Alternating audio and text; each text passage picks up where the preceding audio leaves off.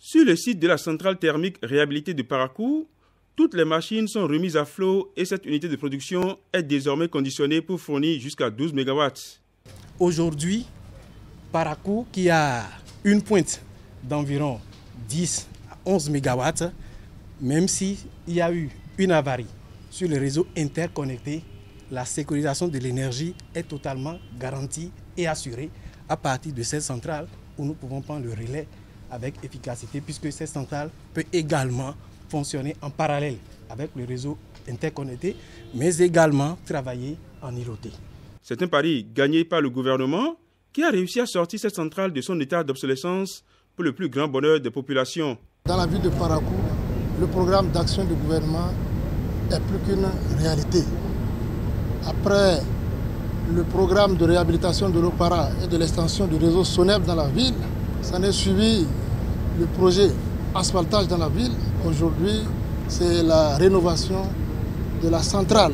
Le spectre des coupures intempestives est désormais relégué au passé dans la capitale septentrionale. Les 12 MW d'énergie stockés au niveau de la centrale vont prendre le relais chaque fois que le réseau interconnecté sera à l'arrêt. Ce que j'ai vu, c'est impressionnant, c'est intéressant et je dis bon courage, bravo au gouvernement du président Talon.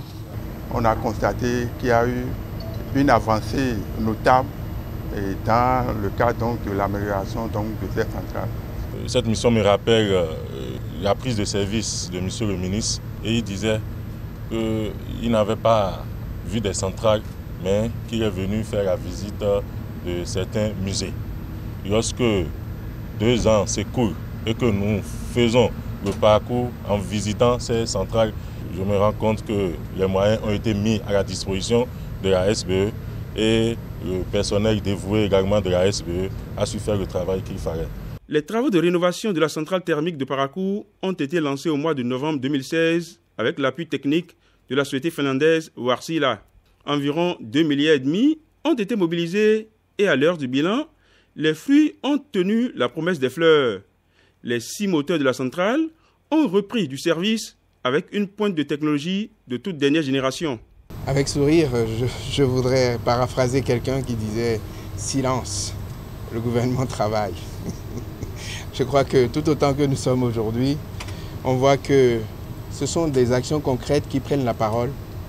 Et là où des actions concrètes, grâce à la volonté et la détermination du chef de l'État, prennent la parole, c'est simplement la parole qui se tait. Après Parakou, cap a été mis sur Nati Tengou où les travaux de rénovation de la centrale d'électricité de Béréssingou sont également achevés. Les travaux de réhabilitation coûtaient plus d'1,5 milliard et à plein régime, cette centrale thermique peut fournir jusqu'à 8 MW. La bonne nouvelle, c'est quoi? C'est que Nati Tengou aujourd'hui est interconnecté au réseau national. Si bien que même si la centrale est à l'arrêt, Nati Tengou peut être alimenté. Le site complètement rénové de la SBE à Nati Tengou devrait aider à juguler la question du délestage dans le département de l'Atakora. Sa mise en service vient aussi à point nommé pour répondre à la demande croissante des populations de Nati Tengou en courant électrique. Aujourd'hui, je tremble de joie. Je me souviens qu'il y a 2-3 ans, le gouvernement nous avait promis de régler le problème de l'électricité. On ne savait pas par quelle magie, mais aujourd'hui, nous sommes dans un rêve. Nous sommes dans un rêve et nous sommes enthousiastes. En de pareilles occasions, on ne tarit pas d'éloges pour magnifier tous ces hommes et femmes qui ont rendu cette vision possible. Je suis heureuse d'être témoin de la mise en service de cette centrale de pointe. L'énergie électrique est disponible dans le département de l'Atakora et je voudrais attirer l'attention du ministre qui a encore quelques problèmes en ce qui concerne l'accessibilité. Mieux distribuer l'électricité disponible tant en quantité qu'en qualité, c'est bien le défi qui reste à relever par la SBE pour combler de façon définitive les attentes dans le département de l'Atakora. L'appel conjointement lancé par l'autorité communale et celle préfectorale n'est pas resté sans écho. L'énergie est au cœur du Bénin, désormais terre d'opportunités grâce au président Patrice Talon. Je crois que les fondamentaux sont désormais au rendez-vous et sont visibles à travers le PAG qui avance. Et quand le PAG avance, c'est le Bénin qui avance.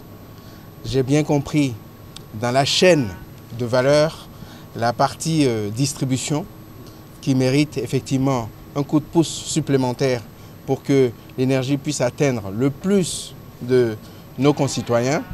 Et je rassure l'ensemble de nos concitoyens évidemment que le travail est en cours et une vraie révolution est en marche dans le domaine énergétique au Bénin notamment. Pour le ministre en charge de l'énergie, ces résultats qui forcent si tant l'admiration ne sont qu'une infime partie de l'arsenal que le gouvernement du président Patrice Talon entend déployer pour assurer une couverture intégrale sur toute l'étendue du territoire national.